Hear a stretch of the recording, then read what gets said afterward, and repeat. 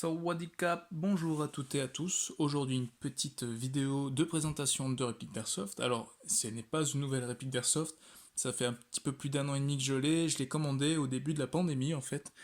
Et la première vidéo que j'ai faite dessus a disparu, donc je réitère l'expérience.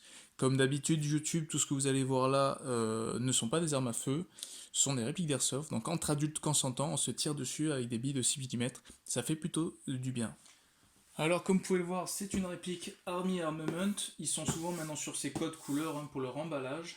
Cette réplique je l'ai commandée sur le site de Taiwan Gun, au moment de l'achat il y a 1 an et demi elle était en promo pour un prix de 144 €. Aujourd'hui encore vous pouvez la trouver pour un prix de 177 €. Alors comme on peut le voir, on va parler aujourd'hui HOG. Remarquez déjà qu'au niveau du packaging, il n'y a plus de polystyrène blanc, on est maintenant sur de la mousse compacte noire, hein. Ça fonctionne très bien et c'est tout autant léger.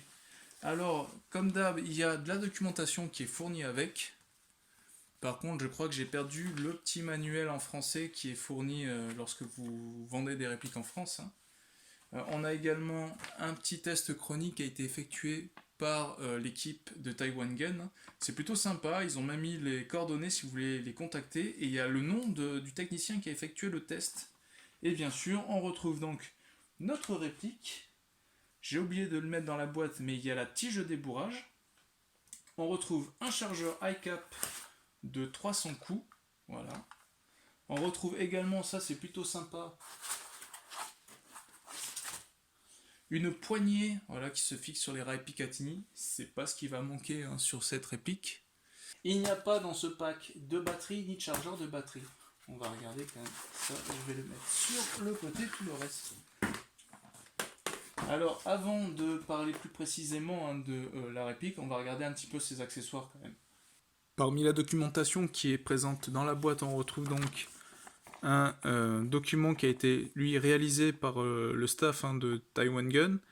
Grosso modo, vous avez un numéro pour les contacter avec les horaires et surtout l'ensemble des tests qui ont été effectués avant la livraison de votre réplique. Vous avez même le nom du technicien qui l'a effectué. Donc on peut lire ici qu'ils ont checké le bloc hop-up. Ils ont fait un test de distance et ils ont bien sûr fait un test chronie sur 10 tirs avec de la 0,20 hop-up à 0. Et donc vous avez ici une moyenne des tirs qui ont été effectués. Donc on est sur la fourchette des 390 à 400 fps.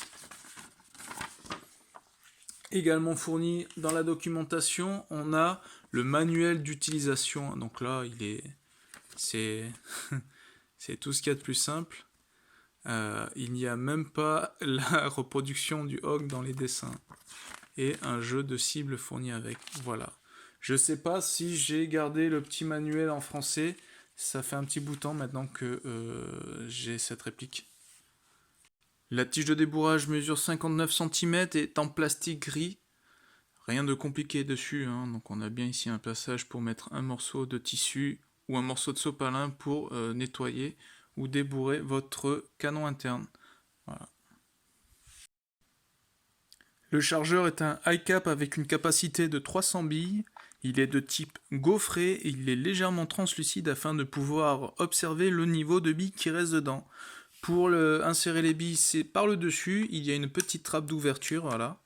Elles seront libérées par ce conduit-là. Pour la molette, ça se passe sur le bas du chargeur. C'est tout ce qu'il y a de plus classique hein, pour des chargeurs ICAP. La poignée fournie avec la réplique est une poignée en aluminium, peinte en noir, je ne sais pas s'il y a un revêtement anodisé dessus. Elle se fixe sur des rails Picatinny 22 mm et la fixation se fait via cette vis. On peut noter qu'il y a une large empreinte pour un tournevis type plat et large pour sécuriser la fixation. De multiples quadrillages ont été effectués, hein. Il y a à peu près 5 rainures voilà, pour une meilleure adhérence de la poignée. Notez également que cette poignée est modulable en 3 parties. On peut dévisser le bouchon en bas de la poignée afin de pouvoir y ranger plusieurs éléments. À vous de choisir, hein. Batterie, allumette, que sais-je. Ce bouchon est sécurisé avec un joint O-ring. Libre à vous, en plus, de moduler la longueur de votre poignet à votre guise. Chaque section est également sécurisée avec un joint O-ring. Le KU 906 proposé ici par Army Armament est une version compacte et sûrement fantaisiste du Sterok. Je ne sais pas si aujourd'hui une arme comme celle-ci existe sur le domaine de l'armement militaire comme sur le marché civil. Cette réplique quant à elle mesure 61 cm de long pour un poids de 3,1 kg. Son canon interne mesure 33 cm et il n'y a pas d'indication sur le diamètre interne. Je pense néanmoins qu'il s'agit d'un 6,08. La réplique est équipée d'une gearbox V3 montée sur des bushings de 7 mm. Contrairement à ce qui est annoncé sur la page produit, ce ne sont pas des bearings. Elle développe une puissance de 390 fps en sortie de boîte. Sachez cependant que lorsque vous finalisez le choix de votre réplique, vous pouvez choisir entre 3 puissances différentes, à savoir 300, 330 ou 400 fps. Contrairement au modèle, on va dire standard, la grande différence sur cette version, mis à part le côté compact, est bien sûr la présence de multiples rails Picatinny sur l'ensemble de la réplique, notamment un rail Picatinny de 33 cm sur le dessus, et enfin l'abandon de la poignée rabattable sous le canon pour un modèle qui s'installe sur un rail Picatinny présent également sous la réplique. Pour ce qui est des finitions, elles sont globalement correctes. Les éternelles traces de bavure sur l'assemblage des deux demi-coques sont ici très visibles. Elles sont quand même relativement bien poncées pour ne pas créer d'arêtes désagréables au toucher, mais elles sont présentes. On peut également remarquer qu'un aspect granuleux a été moulé dans la masse sur une bonne partie de la réplique. Cependant, ce n'est pas très efficace. Je trouve que si par exemple vous avez le malheur de transpirer des mains, c'est pas ça qui va vous offrir une meilleure adhérence. On remarquera l'éternel ponté, il est ici surdimensionné. Sur toutes les répliques de Hog, vous retrouvez ça. Ça permet notamment d'utiliser la réplique avec des moufles quand il fait trop froid. Pour ce qui est des rails Picatinny, vous en avez à peu près 7 qui sont organisés tout autour de la réplique, donc une immense section sur le dessus. On retrouve plusieurs modules Picatinny plus courts, disposés à 45 degrés sur le dessus et sur le dessous de la réplique. Et surtout, on a ici une grosse section qui vient remplacer la poignée pliante. Quant au cache-flamme, c'est un cache-flamme fantaisiste. Donc je ne pense pas que ce soit des modèles type M4. C'est monté sur un pas de vis de 14 mm CCW, anti-horaire ou encore 14 mm négatif. Donc voilà, contrairement au côté gauche de la réplique, vous retrouvez également un petit rail Picatinny ici à 45 degrés sous le corps. Cependant, celui-ci est quasiment inutile parce qu'il offre peu de place pour venir installer un accessoire ici. Vous avez le ponté qui viendra vous gêner pour serrer l'accessoire que vous voulez mettre, par exemple la poignée. Si vous voulez fixer cette poignée ici, ça ne marchera pas jusque là. Et si vous arrivez à la mettre ici, pour presser la détente, ça va être très gênant. Le seul marquage qu'on retrouvera sur l'ensemble de la réplique se situe sur la fausse culasse. Voilà. Et on retrouve après les mêmes finitions que sur l'autre face de cette réplique. Ici, il y avait un emplacement prévu pour une sangle QD. C'est simplement maintenu par un clip dans le logement de la batterie. Donc si vous voulez le changer de place, libre à vous.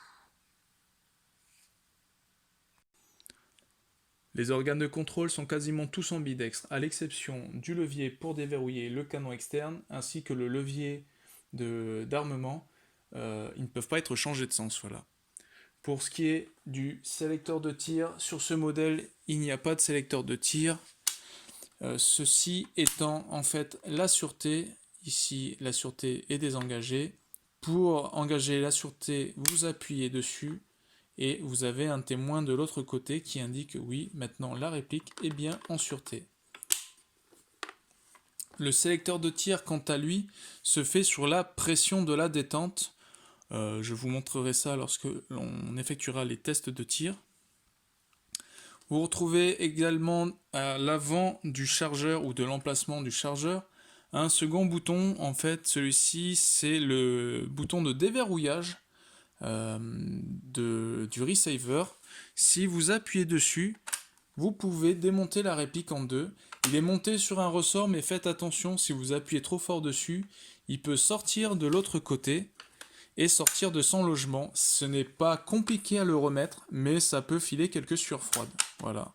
Si vous appuyez de ce sens-là, il va forcer un peu plus, mais il s'arrêtera normalement. Donc, pour rappel, vous avez une des deux faces où est présent un cercle. C'est sur ce côté-là où il faut appuyer si vous voulez séparer la réplique en deux. Enfin, vous trouvez le bouton de déverrouillage derrière le chargeur. Il est complètement ambidextre et peut être très bien utilisé du côté droit comme du côté gauche. Dernière information, est présent donc sur le côté gauche de la réplique un emplacement pour une sangle QD. L'embout de la sangle QD, lui, est fourni. Cet emplacement peut être interverti. Vous pouvez le placer de ce côté-ci. Il y a un petit clip à enlever et le changement se fait rapidement.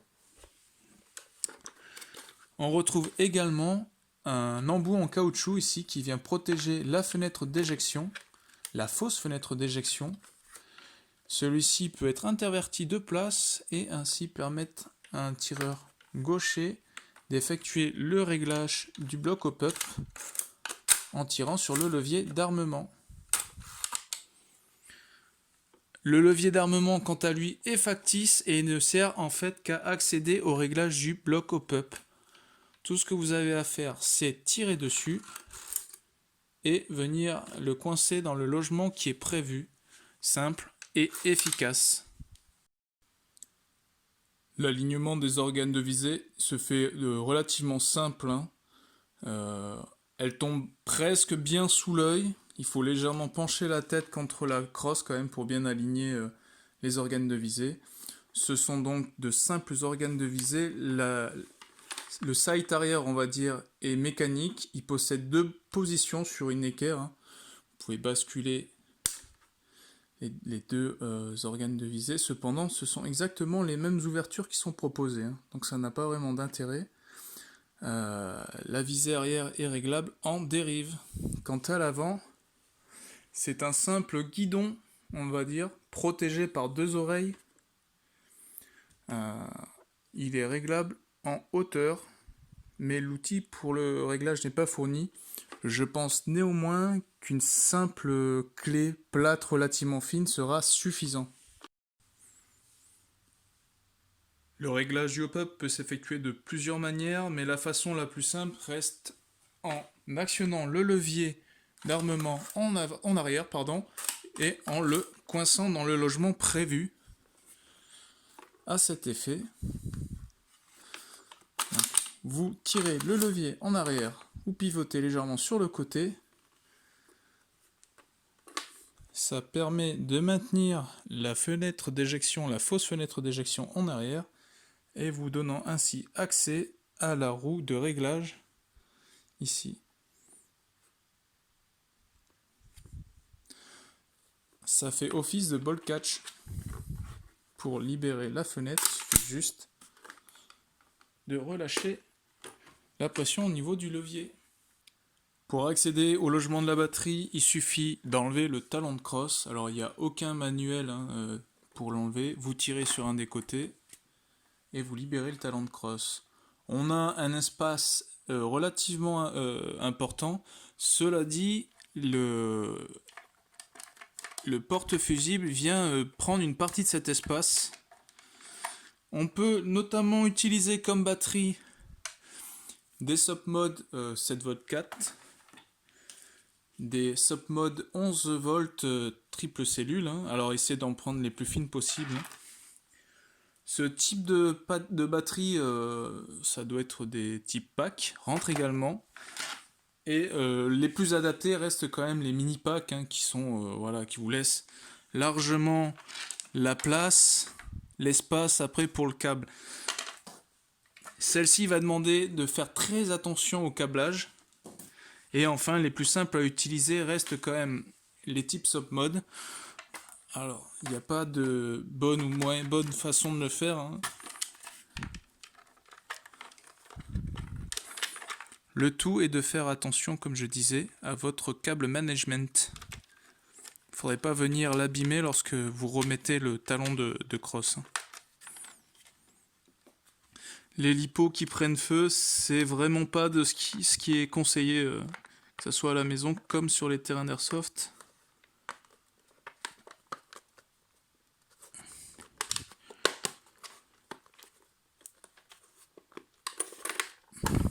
Et voilà. Sur les HOG, il n'y a pas vraiment de sélecteur de tir, il y a une sûreté, et pour le sélecteur de tir, ce sera à la pression de la queue de détente. Je ne sais pas si c'est ce qui équipe vraiment le STG-77 ou le HOG, je parle là bien sûr des armes, hein, mais sur cette réplique d'Airsoft, c'est le cas. Donc, ceci n'est pas le sélecteur de tir, c'est juste la sûreté. La gearbox est montée avec une détente dual stage. C'est très bien reproduit maintenant sur certains MOSFET. En gros, si je fais un appui court, je suis en semi. Si j'appuie très fort la queue de détente, je suis en full. L'inconvénient, c'est que n'étant pas équipé d'un MOSFET, la limite entre le semi et le full est très floue, hein. Et ça peut parfois être compliqué d'avoir juste le semi. Voyons donc ensemble ce que ça donne. Là, je suis en sûreté. Et maintenant,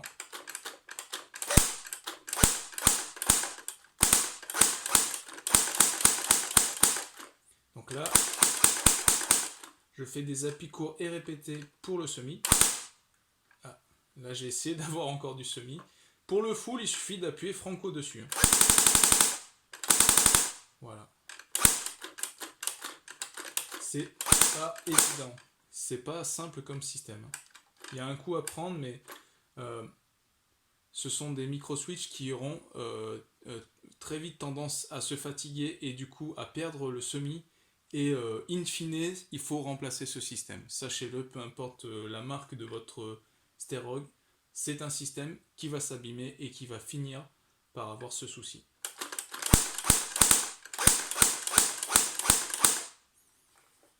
Je repasse la réplique en sécurité. Pour accéder à la gearbox, il faudra enlever le talon de crosse. Donc c'est un revêtement caoutchouc, tout ce qu'il y a de plus basique et simple.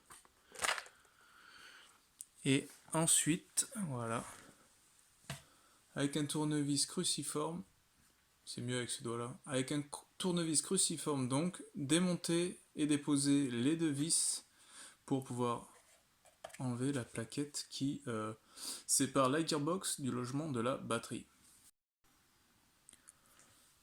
Une fois que vous avez dévissé ces deux vis, il vous suffit juste de sortir la plaquette. Alors c'est plus ou moins compliqué par moment, hein. Il n'y a pas de réel mode d'emploi dessus. En gros, vous la tirez en arrière, puis vous levez la plaquette vers le haut, et vous avez accès au moteur, et notamment, alors je vais essayer de mettre un peu de lumière dessus, au système QD. Donc vous voyez, il est possible, hein, de changer le ressort de puissance de la gearbox sans avoir besoin de la sortir de la réplique, hein. Et puis pour le remettre, vous commencez par insérer le bas de la plaque de la gearbox dans la crosse et normalement ça rentre tout seul. Maintenant vous revissez et c'est reparti. En interne, on retrouve donc une gearbox V3 avec quelques spécificités Sterog. En pièce standard, il y a les engrenages. Alors je pense que c'est du 16 ou du 18 pour 1, pardon. Le bloc pneumatique qui est au standard V2, V3 classique, hein. Il y a de grandes chances pour que le piston, la tête de piston et la tête de cylindre soient eux en plastique blanc, hein. Je pense que les dents du piston, à part les 3 premières, le reste sont en plastique. Les bearings, quant à eux, ne sont pas des bearings, il s'agit ici de bushings de 7 mm. On retrouve un moteur axe court standard torque. Et enfin, le câblage est lui terminé par une prise mini Tamiya. Elle possède également un porte-fusible. La gearbox est également montée avec un système QD pour pouvoir changer rapidement, hein, le ressort de puissance.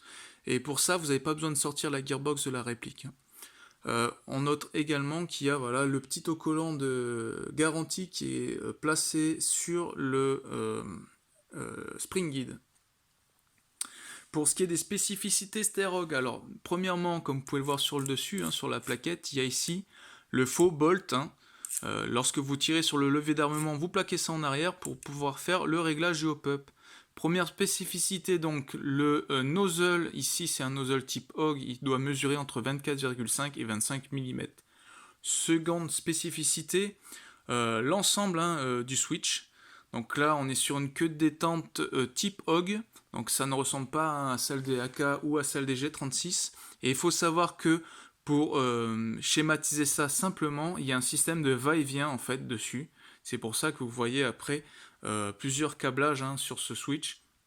Grosso modo, le cas classique, il faut que je vous montre, voilà, qu'il n'y a pas de selector plate dessus. Donc en gros, la réplique est montée en mode semi. Donc quand vous pressez la détente, là vous êtes en semi. Et une fois que vous avez compris le dual stage et que vous enfoncez, vous venez fermer un second circuit qui lui est en fait le mode full auto et qui n'est pas impacté par le cut-off lever. Voilà. Dernière spécificité enfin de cette gearbox Sterog, la cage moteur. Ici il ne s'agit pas d'une cage moteur type G36 ou type AK. Regardez bien, d'ailleurs les cosses sont soudées sur le moteur pour une bonne raison. Lorsque vous allez remettre la gearbox dans le receiver, si on met des cosses rapides dessus, ça ne passe pas. Voilà, parce que la plupart du temps, il vous faut une petite longueur où le câble est bien droit pour entrer la cosse rapide sur le moteur. Or là, avec ça ne rentrera pas, voilà, avec cette longueur dans le corps de la réplique. Voilà pour ce qui est en tout cas de la gearbox. On trouve un bloc hop-up type HOG entièrement en plastique avec une roue de réglage concentrique. Notez que la flèche pointe vers le haut, ça vous indique dans quel sens tourner pour augmenter l'effet du hop-up. C'est un bloc hop-up prévu, hein, pour des canons type AEG avec joint standard AEG. C'est pas compliqué de trouver des blocs hop-up d'upgrade, hein, pour les Sterog. Ça arrive quand même qu'il y ait des bourrages suivant les modèles que vous prenez. Le souci pourrait venir, hein, des nozzles ou de la compatibilité entre les pièces. Il est possible de démonter cette réplique en 3 parties. Pour cela, il faut répéter l'opération pour le réglage du hop-up, c'est-à-dire tirer le levier en arrière et le coincer dans l'espace prévu à cet effet. Ensuite, vous avez un levier au niveau du rail Picatinny inférieur. Vous venez appuyer dessus afin de le tourner. Voilà. Vous venez faire pression dessus sur le côté et le placer sous le rail Picatinny. Vous tournez l'ensemble du canon à peu près, hein, de 5 à 10 degrés et vous pouvez maintenant le sortir. Vous pouvez effectuer le réglage du hop-up à ce moment-là aussi, hein. Et enfin, vous avez le bouton de verrouillage, hein. Donc choisissez la face où un rond est visible dessus. Appuyez dessus, vous n'êtes pas obligé d'appuyer à fond, hein. Une simple pression dessus, hop là, et vous pouvez séparer encore une fois. Et voici, on a donc un canon externe, un front set et un receiver. Pour remettre ces éléments ensemble, vous pouvez d'abord remettre le front set sur le receiver ou mettre d'abord le canon externe sur le front set et remonter le tout en même temps. On va refaire les choses dans cet ordre-là. Pensez à bien tirer le levier d'armement en arrière vous réinsérez le canon externe. Pensez à bien vous aligner. Voilà. La plupart du temps, on a tendance à venir de travers. Une fois que vous avez bien aligné le bloc au pop dans le guide, vous n'avez plus qu'à réimprimer une rotation sur ce levier et vous revenez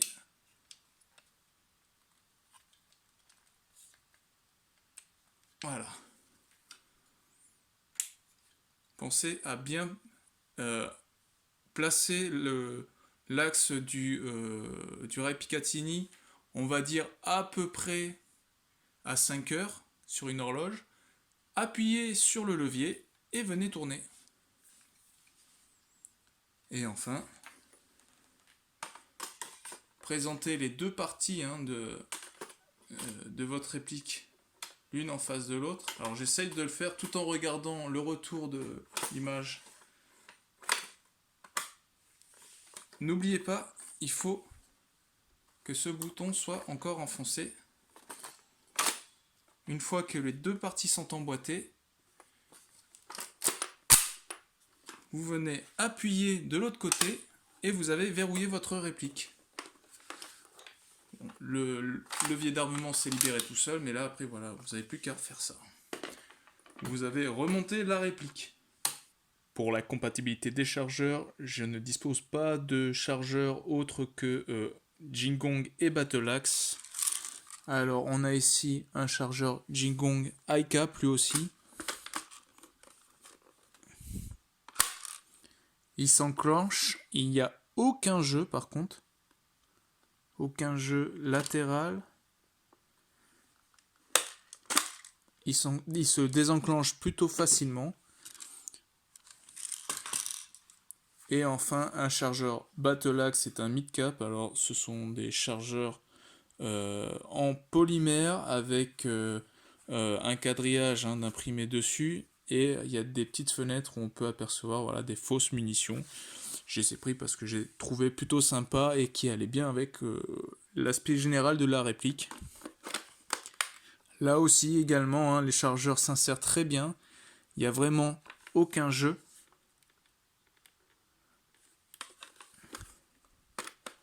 Et il se désenclenche plutôt bien. Sachez néanmoins qu'il est possible d'adapter des chargeurs type MP5 droit dessus. Cela dit, pour cela, il vous faut trouver un adaptateur de chargeur, chose que j'ai faite. Donc je l'ai trouvé sur Etsy, qui est un site de mise en relation entre des vendeurs ou des artisans imprimeurs 3D. Et il y a quand même pas mal d'éléments pour de l'impression 3D. Et donc je salue le vendeur qui s'appelle, alors en français c'est 3D Craft 01. Je vais lui faire un petit message en anglais. Thank you 3D Craft 01 for your adapter mag. It works really nice and it does the job really good. Merci à lui encore une fois. Vous avez besoin pour cela d'insérer l'adaptateur dans le chargeur, dans la réplique, et ensuite vous utilisez des chargeurs MP5 droit par contre. Donc ça c'est un chargeur MP5 Sima. Et voilà, pour libérer le chargeur, vous avez un levier ici pour libérer le chargeur. Et si vous voulez sortir le chargeur, l'adaptateur du chargeur, vous avez qu'à le libérer comme ça. Voilà pour ce qui est de la compatibilité des chargeurs. Bien, alors pour la petite histoire, le Sterog, donc OG c'est pour Army Universal Gewehr, ou fusil de l'armée, fusil universel de l'armée, est un fusil d'assaut qui a été développé par la firme autrichienne Steyr-Hog dans les années 70 et qui a été adopté par l'armée autrichienne dans les années 70 aussi, un petit peu en même temps que l'armée française adopte le FAMAS et que les Britanniques adoptent le SA-80. C'est un fusil bullpup, comme vous pouvez le voir, donc avec le chargeur et le groupe détente, le mécanisme à l'arrière, derrière la poignée pistolet, qui utilisait la munition OTAN 5,56, mais pas les chargeurs. Le fusil a connu plusieurs versions, donc il y a la version standard A1 qui n'est pas celle-là, qui est celle qui est la plus connue avec un scope intégré et un canon long, parce que je crois qu'ils sont en gros une longueur de canon de 15 à 16 pouces pour une arme bien plus compacte. Il y a eu plusieurs versions, donc la version avec lunettes, la version sans la lunette, un rail Picatinny à la place. L'armée aura également reçu quelques versions A3 avec des rails Picatinny partout, proche de ce modèle-là, mais on n'y est pas encore. Il y a eu une version H-bar, donc fusil mitrailleur, donc un chargeur long de 60 coups, un canon bien plus long, plus épais et un bipied présent dessus. Je ne sais pas si ça a vraiment été utilisé par contre après en tant que DMR dans cette configuration. Certains disent que oui, certains disent que non. Et enfin, une version pour la police a même été fournie avec un chargeur de 9 coups, un canon court comme celui-ci, et je crois qu'ils avaient un pontet différent. Le gros succès de cette arme est aussi dû à sa fabrication. Donc, quand il est rentré, on va dire en service en même temps que le FAMAS et le SA-80, la grosse différence, c'est que le HOG est quasiment full polymère. Je m'explique. Donc, comme pour notre réplique, on a une carcasse, donc un corps, un receiver qui était en polymère, donc en polymère, pas en plastique airsoft, et le groupe de détente également était en polymère. Donc le marteau, qui venait frapper le percuteur était en polymère. Les cires qui étaient dans le groupe de détente étant en polymère. Le boîtier du groupe détente également était en polymère. Donc ils étaient vraiment en avance dessus. Je pense que tout ça a favorisé son succès commercial parce qu'il s'en est vendu à peu près partout. Aujourd'hui, il y a même Thales, donc c'est une boîte d'armement française, qui produit des... Alors, ça ne s'appelle pas des Steyr-Hog, c'est des FS-90, je crois.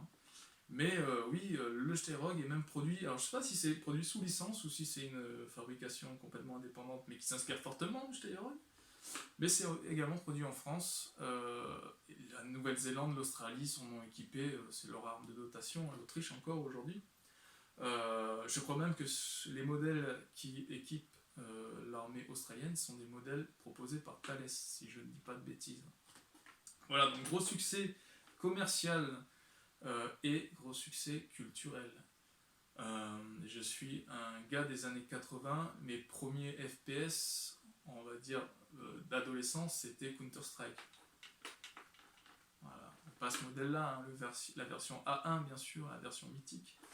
Mais oui, grosso modo, aujourd'hui, tous les jeux de FPS massivement utilisés vous proposeront un Steyr-Hog. Les jeux vidéo, les films, bien sûr, peu importe, toute génération, on va dire depuis les débuts des années 80, vous risquez d'avoir vu un Steyr-Hog à l'écran. Voilà à peu près pour la partie RS et le petit côté culture pop. Alors, pour les points négatifs, en premier lieu, je dirais la fiabilité, manque de fiabilité de cette réplique. Le sélecteur de tir, donc qui est sur le dual stage, va très vite s'abîmer, mais ça c'est la maladie de tous les Steyr-Hog, et très vite vous allez finir qu'avec une réplique en full tout le temps. Il y a des modèles, il y a un moyen très simple et réversible en plus, donc vous repassez votre réplique en mode d'origine quand vous voulez, pour pallier ce souci, mais vous n'avez plus que du semi après. Moi, ça ne me dérange pas de jouer qu'en semi, c'est une question d'habitude après. Donc ça, la fiabilité, ça devient très embêtant sur ce modèle-là.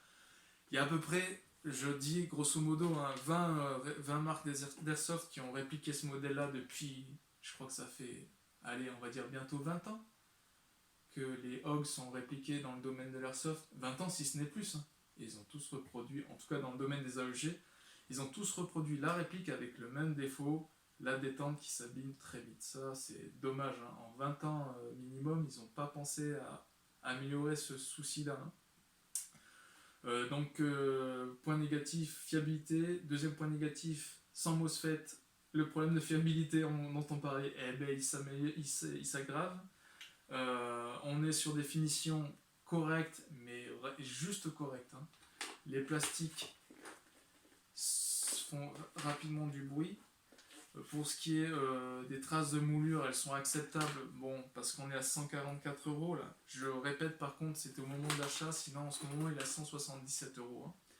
Hein. La réplique du jeu, rapidement, partout, surtout au niveau voilà, du canon externe. Hein. Mais on va en retrouver aussi après avec les front sets comparés au Receiver. Et on peut avoir du jeu dans tous les sens. Hein. Ça, par contre, c'est pareil, hein, c'est pas un phénomène récent, il y a toujours eu ce souci avec. C'est dommage qu'ils aient pas planché dessus. Hein. On a trop, à mon sens, trop de rails Picatinny sur ce modèle, et dont 2 qui sont complètement inutiles, tant que j'ai pas trouvé l'accessoire qui allait avec, en tout cas. Les 2 rails Picatinny à 45 degrés sous la réplique, donc celui-ci et celui-là, sont, c'est mon opinion, inutiles, parce que vous pouvez rien fixer en dessous. La proximité du pontet à côté fait que les mâchoires ne peuvent pas se prendre dessus. Donc, par exemple, cette poignée, vous ne pouvez pas la mettre ici, ça ne passera pas. Donc, si jamais vous voulez faire une espèce de faux fusil mitrailleur compact, hein, vous faites ce que vous voulez, on est en airsoft. Hein. Il n'y a pas aussi de batterie ni de chargeur de batterie fourni avec la réplique. Pour info, l'entrée de gamme hein, des plateformes Hog, c'est 100 balles à peu près, que ce soit Jingong, Army ou autre, ils les font tous à peu près à 100 balles. Et je sais que dans certains de ces packs, certains proposent les batteries avec, donc c'est pour vous dire à quel point ils tirent les prix vers le bas, et là il n'y en avait pas. Certes, vous avez la jolie poignée avec, hein. Ça, je ne vais pas dire le contraire. Mais voilà, le pack est pour moi incomplet. Les traces de moulure, hein, il y en a, oui, partout. Alors, je crois que je l'ai dit, pardon, mais bon, c'est un peu dégueulasse. Le dernier point négatif qui me vient là à l'esprit, le manque d'accessoires. Les quelques pièces d'accessoires que vous risquez de trouver, ce ne seront pas sur des sites métropolitains, donc, ou en France ou européens. J'ai trouvé beaucoup d'accessoires hein, d'externe, donc à savoir des canons de différentes tailles sur Phoenix Airsoft. Mais le front set avec, c'est pareil, c'est pas facile de trouver. Vous avez trouvé quelques pièces sur Begady, Phoenix et autres sites européens, mais la majorité des accessoires sont sur des sites asiatiques, avec une gestion des stocks des fois voilà, minable. Mais si vous souhaitez par exemple un front set entier avec la version rail ou avec la version scope, et le long canon et tout ça, ce sera sûrement sur Tiger 111 HK ou 111 HK Tiger, je ne sais plus trop. Et voilà, comme je disais, gestion des stocks, ils sont à la ramasse. Donc les accessoires sont plutôt rares. Et du coup, les prix ont tendance à très vite s'envoler. J'ai trouvé un kit pour fixer un lance-grenade sur un canon standard, c'était 200 euros. Et apparemment, c'est normal. Bon, je trouve que les prix sont un peu abusés. Pour ce qui est maintenant des points positifs, on est quand même sur une réplique à 144 euros. Au moment où je l'ai acheté, elle était à 144 euros. Je pense que quand ils referont une opération promo, si vous êtes intéressé par une réplique Sterog moderne, hein, et que les soucis dont je viens de vous parler ne font pas trop peur, allez-y, hein, faites-vous plaisir. On a donc en plus les mires qui sont plutôt bien placées, hein, je ne l'ai pas assez montré pendant la vidéo, mais si vous avez vu la vidéo du Tavor, on a à peu près ce même phénomène. Hein. Les organes de visée tombent naturellement sous l'œil. Ils pourraient être légèrement plus surélevés pour être mieux faits. Ils s'intègrent bien en plus dans la silhouette de ce Sterog. On a une poignée très bien finie. Le système en plus pour remplacer la poignée pivotante en dessous, je le trouve bien moi, et je trouve que ça rajoute un petit côté agressif à cette réplique. Ça lui va très très bien. On est en plus sur une interne Gearbox V3. Donc comme je vous l'ai dit, il y a une grosse partie des pièces qui sont standardées de V3. On a un moteur axe court, donc pour ceux qui ont des répliques de AK, vous savez de quel moteur je parle. Donc il y a quand même possibilité d'améliorer tout ça. Il y a juste le micro switch qui est un peu spécial. Alors je sais que maintenant les MOSFET Gate proposent la détente dual stage. Alors peut-être peut-être que si vous installez un MOSFET de Titan Gate dessus, ça devrait fonctionner, je ne sais pas. Moi, ce que j'ai fait en fait, c'est que j'ai reproduit une seconde gearbox et j'ai vraiment soudé ce coup-ci un MOSFET. Alors j'ai pris les MOSFET AAB, je crois, je ne sais plus lequel c'est, le Pico ou le Nano. Hein. L'avantage c'est que là il vient se glisser sous la plaquette, donc dans le logement batterie je suis pas emmerdé avec ça comparé à la gearbox d'origine. Hein. Un système QD, un moteur high torque SHS hein, avec ce coup, et déjà là j'ai une bien meilleure réactivité. Voilà. J'ai moins de problèmes avec le semi en tout cas. Après c'est une question d'habitude pour vraiment choper le semi dessus. De toute façon moi je l'ai enlevé, j'ai enlevé la petite plaquette sur la détente qui ferme le second circuit pour avoir le full. Et si vous êtes au top du top motivé, vous pouvez penser à faire quelque chose comme ça. Donc là, c'est une Gearbox V3 de chez ATM. Donc elle a un micro switch hein, électronique, donc il n'y a pas le vieux chariot casse-couille. Et j'ai aussi intégré le MOSFET avec. Quoi. Donc là, un petit moteur brushless. Voilà. Donc c'est ce que j'utilise sinon le reste du temps. Là, il est aussi bloqué en semi, mais je me régale comme ça. C'est comme ça que moi, je me régale avec Masteroid.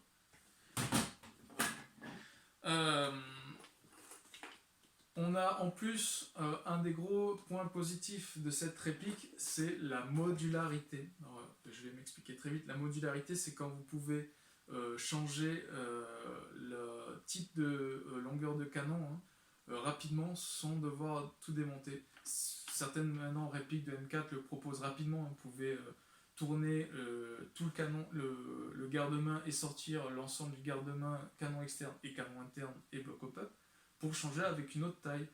C'était possible avant, hein, il suffisait d'enlever la goupille et de changer le front set, c'était un peu plus long. Si vous avez un câblage à l'avant, c'était encore plus compliqué. Mais ça permettait de faire ça. Et là, vous pouvez, voilà, j'ai des échantillons à côté, donc je vais vous montrer ça tout de suite. Vous appuyez sur le bouton, vous pouvez séparer votre réplique en deux. Moi, j'ai cette version-là, je peux l'installer dessus. Alors, il faudra bien sûr prendre en compte la compatibilité entre les marques. Des fois, même des modèles de la même marque, les pièces vont avoir du jeu ensemble. Et maintenant, je suis repassé sur le modèle A2. Alors, A2 modifié avec des rails encore en plus. Mais bon, j'ai toujours du jeu là, par contre. Hein. Mais vous pouvez également changer hein, que le canon à l'avant. Alors, je ne sais pas.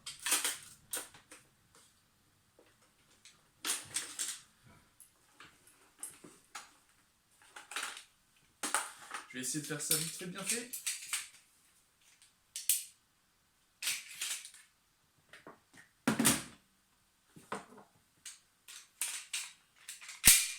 Merde. Et voilà, j'ai récupéré une partie du front set d'origine.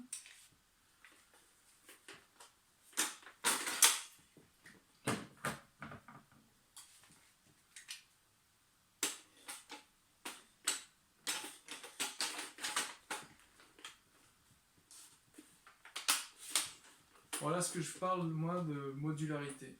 Donc si vous avez la version avec le scope, c'est encore mieux. Hein. Donc là on a une version avec un canon de 50 cm.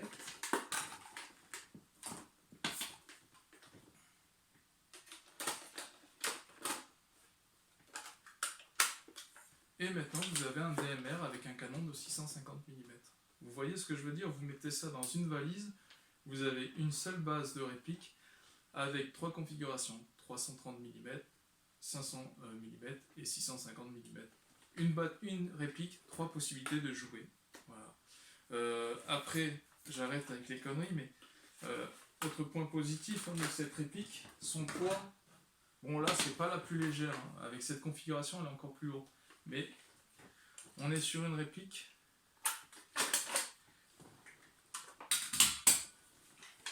Je fais vite.